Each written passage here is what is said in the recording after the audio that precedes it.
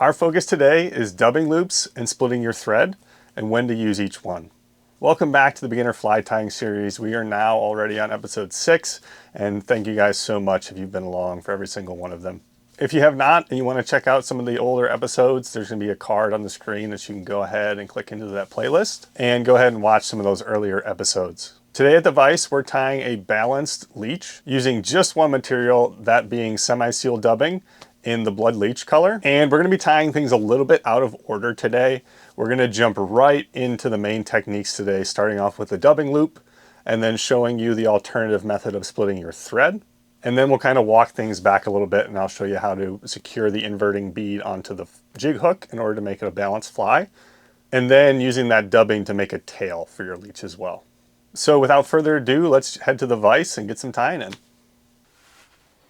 All right, so no hesitation today. We're just going to jump right into it. I've already got the fly right at the point where we're ready to dub the body. So on these semi-seal leeches, we want kind of a buggy body where kind of the dubbing is kind of teased out a bit. And so the best way to do that is with a dubbing loop. So what I'm going to do is I have my thread hanging here. I'm going to let some out, and I'm going to come in here with my index finger and push it against the thread and create a loop here. So I have a loop now made with my thread holding my bobbin up. And what I'm going to do is I'm going to start wrapping my thread on the shank holding this loop, just like I was starting my thread.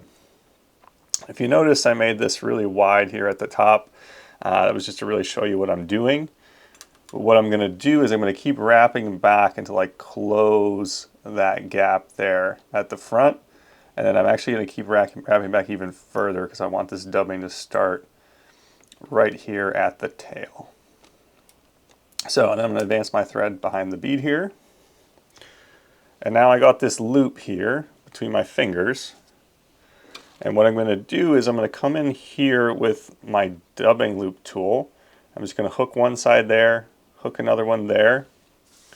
And you'll see this kind of holds my loop open. So if I kind of let the pressure off here, I have this triangle here where I can put materials. And then when I get those materials in, I can pull this down and tighten that loop right on the materials just like that. And those arms fold in, they spring in.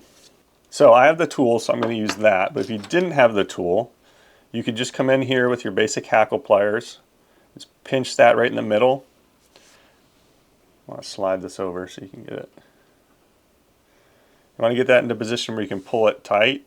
But you see here, I can still have the loop here. I still have a loop here to kind of put some materials in, and I can pull it tight and then spin it as you see we're going to do. So that will work. I do have the tool, so I'm going to use the tool. Plus I do think it makes it a little bit easier. So I'm going to open that up. I'm going to come in here with my dubbing.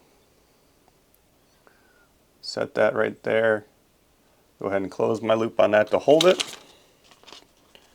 Grab a little bit more here.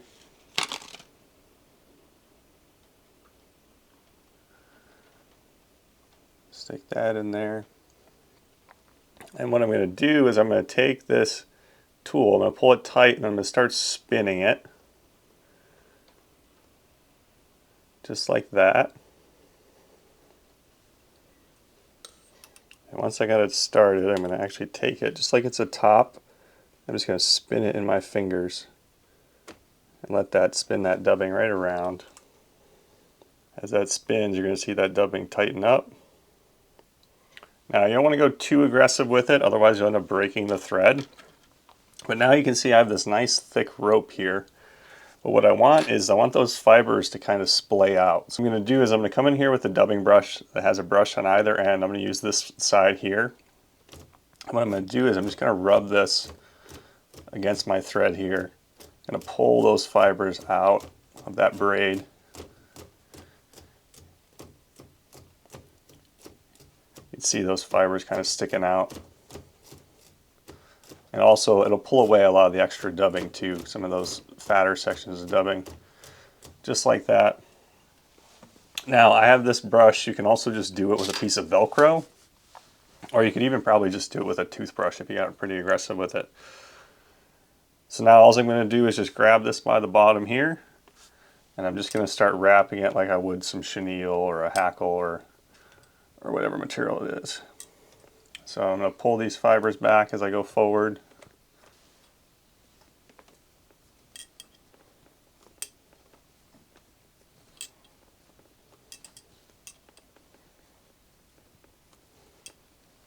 And then when I get right behind the bead, I'll hold that guy up.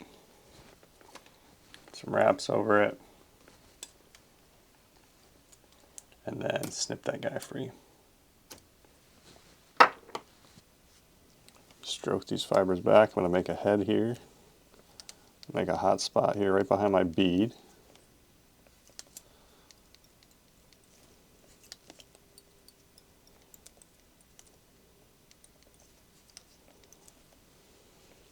Kind of tease those fibers.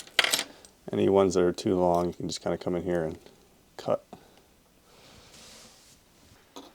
So there is an alternative method rather than kind of making the loop and kind of having that extra piece and having to wrap it and spin it.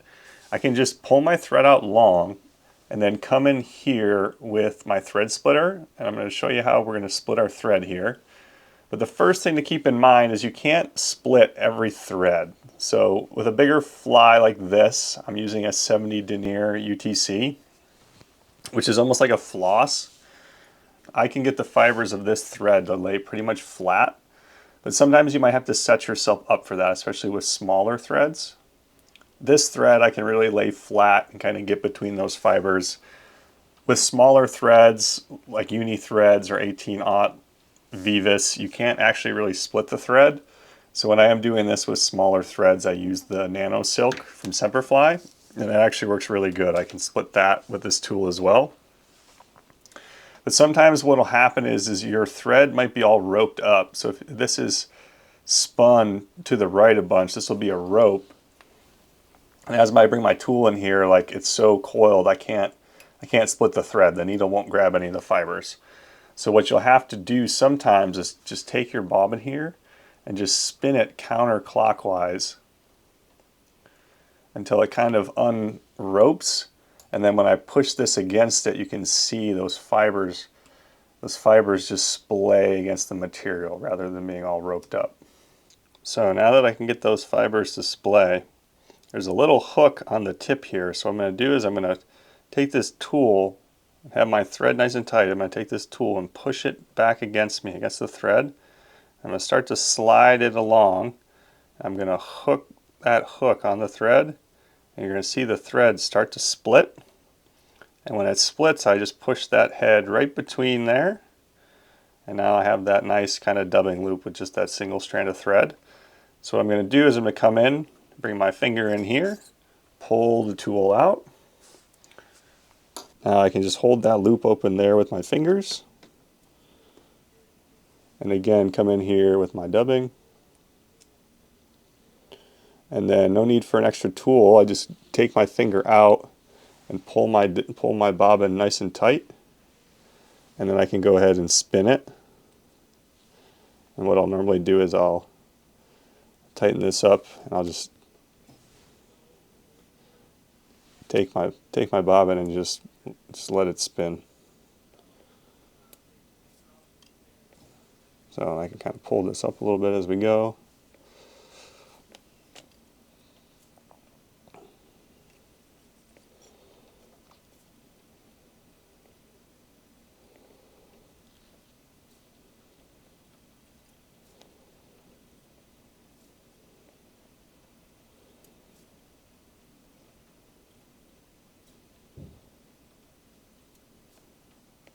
So I probably got too much dubbing on here, so when I rake this, some of it's going to come off, which is fine. I'm just going to rake that just like I did before.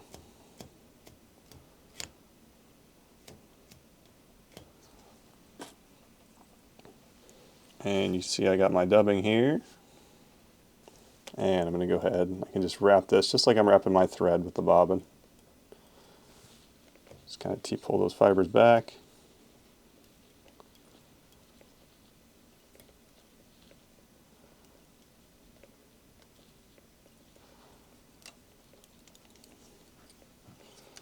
Like so, and I'm going to build my head.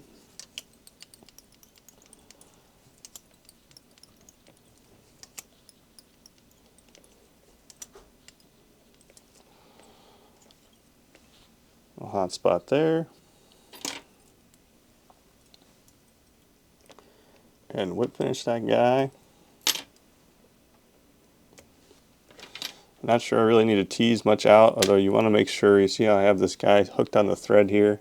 I mean on the hook point, you want to make sure you cut that guy out so it doesn't stop the hook from penetrating. I'm going to tease my tail back, clean up some of this excess.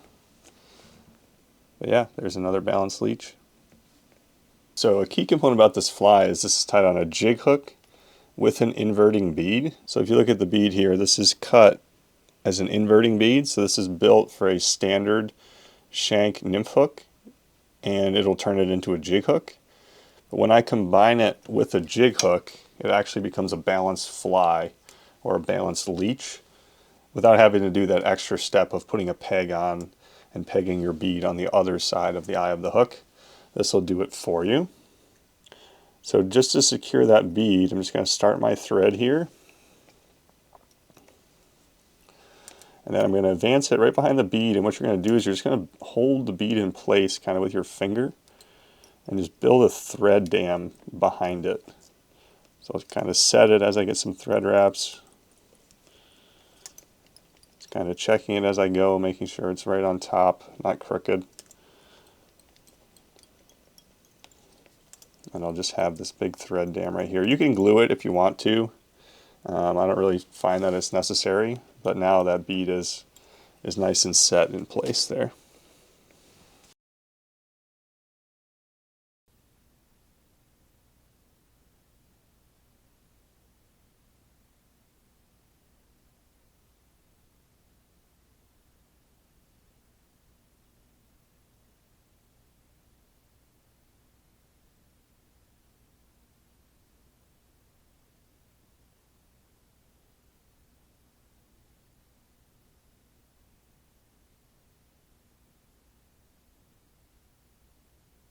So that right there is a dubbing loop and splitting your thread. And just to let you know kind of when I use each one. So whenever I'm doing like a full body, like this blood leech, for example, I tend to use a dubbing loop. Or if I'm creating bigger streamer patterns that need some sort of brush or a thick dubbing body, I go ahead and use that dubbing loop.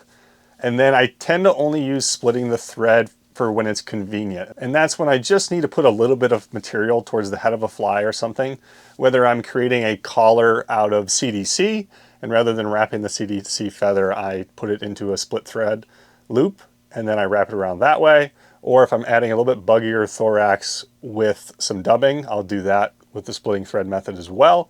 Or for flies like a corn-fed caddis or my friend Bob's corn-fed midge, I will go ahead and use the split thread method for that as well. But typically only when I'm working very close to the eye of the hook, and I don't really want to build the extra bulk of tying in the dubbing loop and then having to tie off the dubbing loop as well. So that's when I use both. I tend to use the dubbing loop more often than I use the split thread method, but it's always good to have multiple techniques in your arsenal. So that's going to do it for this week's episode, guys. I hope you did enjoy. As always, if there's a specific technique or a specific fly or anything that you can think of as it comes to fly tying and starting your fly tying journey that we haven't covered in one of our previous episodes, please go ahead and leave us a comment in the comments section. We'll take a look at that and we'll try to incorporate it into one of our future videos. But as always, thanks for watching, guys, and we will see you in the next one.